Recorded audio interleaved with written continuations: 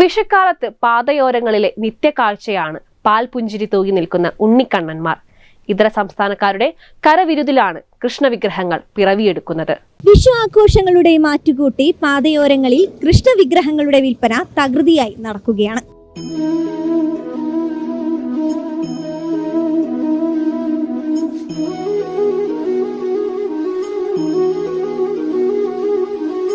മലയാളിക്ക് വിഷുപ്പുലരിയിൽ കണി കാണാൻ പാതയോരങ്ങളിൽ നിറയെ കൃഷ്ണവിഗ്രഹങ്ങളാണ്. പ്ലാസ്റ്റർ ഓഫ് പാരീസ് നിർമ്മിത കൃഷ്ണ പ്രതിമകളാണ് വിൽപ്പനയ്ക്കായി വെച്ചിരിക്കുന്നത്. പല നിറത്തിലും വലിപ്പത്തിലുമായി പുഞ്ചിരി തൂകി നിൽക്കുന്ന കൃഷ്ണവിഗ്രഹങ്ങൾ ഏവരുടെയും മനം നിറയ്ക്കും.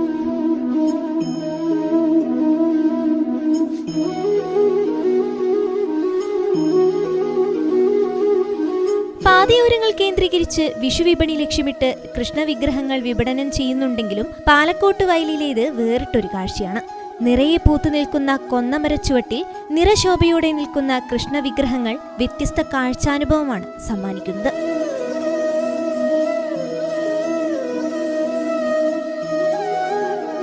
$250 മുതൽ $500 രൂപ വരെയുള്ള വ്യത്യസ്ത വലിപ്പത്തിലാണ് കൃഷ്ണവിഗ്രഹങ്ങൾ ഒരുക്കിയിരിക്കുന്നത്.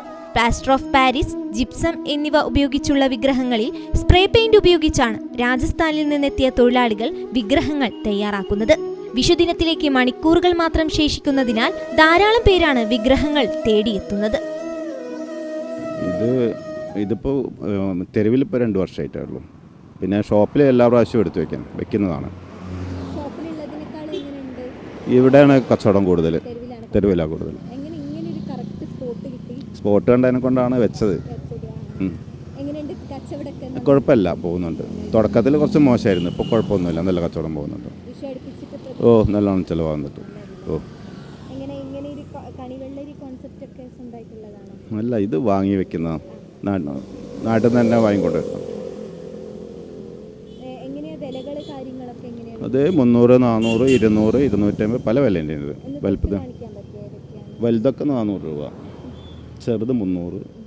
പിന്നെ ഈ ചെറുത് വരുന്നില്ല, അത് 250, 200, 150 അങ്ങനെ വരുന്നത്. ഇത് ഇവിടെ നിന്ന് എടുക്കുന്ന പൂക്കാട് നിന്ന് ലോഡായിട്ട് പോരുന്നതാണ്. അല്ല, നമ്മൾ പോയിട്ട് നേരത്തെ ബുക്ക് ചെയ്യണം, ലോഡാക്കി കൊണ്ടുവരും.